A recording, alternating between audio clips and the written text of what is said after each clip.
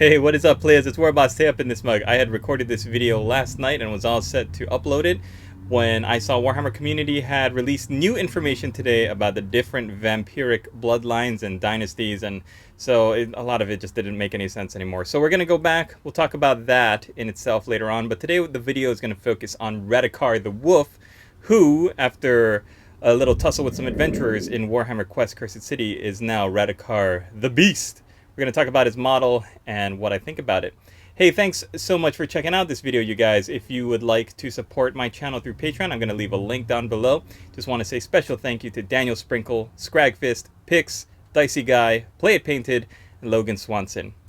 So, Radukar the Beast is the expanded and souped up form of Radukar the Wolf, who is the big bad of Warhammer Quest Cursed City. And I'm looking at him now, and now that I've learned a little bit more about the Virkos dynasty and how they're more animalistic, they're the more savage and bestial of the vampiric bloodlines, it makes a lot of sense that you would have him be in that dynasty, because he took his sigil, the sigil of the wolf, after he had defeated the two-headed wolf guardian and had used its pelt as a cloak. He is very savage in this form. You can see him with the hulking shoulders, broad shoulders, the wolf-like legs, the talons. What's really interesting about this figure, and I didn't notice it until I'm starting to really look at the different elements of it, is that the vampire down below at his side is holding up a goblet, catching the blood coming off from Radukar's hand. Usually I don't care for blood that has been sculpted onto a model, but if you can see, the blood looks like it's actually overflowing out the side. It's dripping down his hand rather than completely covering his hand, which I think is more realistic. Like if he had just waxed someone or torn through someone's abdomen, his whole hand would be dripping in blood. This seems more like just thick strands of red liquid that hasn't really touched the rest of his hand. It doesn't make sense, but it does look good, and I don't think it's just a paint job. It could be that this bleeding hand effect is actually this good in person. We'll have to see once the model comes out. I do also like, look at that sword, that corroded sword that I really didn't care for. He has stuck it in the ground. He said, I'm done with it. I don't want it anymore. I'm Radukar the Beast now. I don't need that little toothpick getting in my way. I've got these big beefy talons. And here you've got this little guy. I don't know why his expression is just like, oh, he's the shocked peekaboo. He's the shocked Pikachu face meme. And I think the way it's painted, the way they shot this at this exact angle, it just looks ridiculous. He doesn't even look like a vampire because you can't see his fangs. It does look like he's making the shocked peekaboo. I keep saying peekaboo. The shocked Pikachu face meme that everybody sees online. I like the transition of color. Look at his foot, Radukar's foot. You could see it going from a rhinox hide, chocolatey brown, to a beige, to that pale skin. I like the tattoos that he's got on his legs and on his face.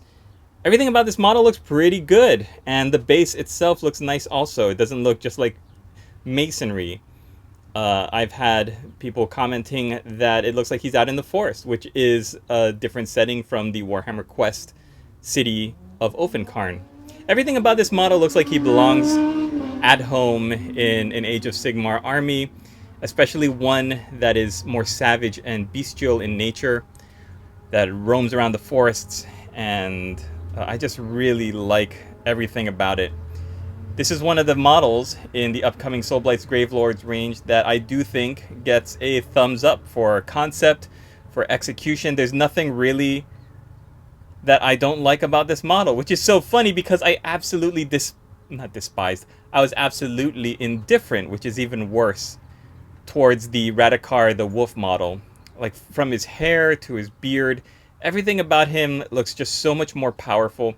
That shoulder armor, if Radukar the Wolf in Warhammer Quest Cursed City had that interlocked iron, rusted iron kind of Celtic design for that shoulder pad, that would have been really great. It looks like he did keep that, what do you call that, that waist piece. I remember his model in Warhammer Quest having a similar design or similar looking piece to that, but I love just how savage that armor looks. That iron looks really sharp and really great. So we're going to give you a little bit of the reading of the article itself. So this is from the Warhammer community website, and I think this came out when they released the pictures of these models on Warhammer Fest Day 1. As it turns out, rumors of Radukar the Wolf's demise have been greatly exaggerated. Now known as the Beast, his animal rage has been unleashed. He bides his time prowling Shaiish and plotting revenge. Swollen with power and corrupted in form, he has retained his animal cunning, lust for power, and thirst for blood. And that wolf cloak, which so easily fits better now. I don't know, you guys. This one out of the new Soulblight Gravelords, I think they've been kind of hit or miss. There have been figures that I really do think are interesting or upgrades from their previous iterations, and there are those that I think are just complete misses.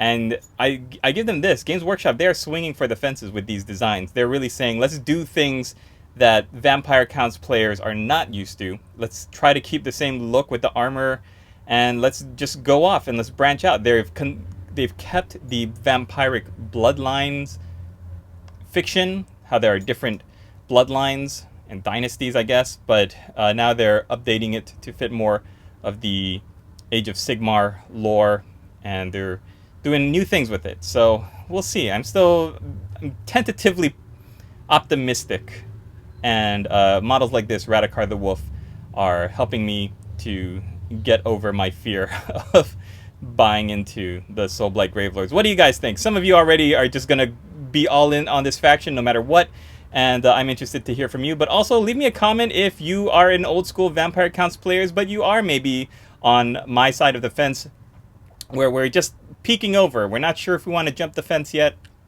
We're just looking at these models, and let me know what you think. Thanks for watching, everybody. See you in the next video.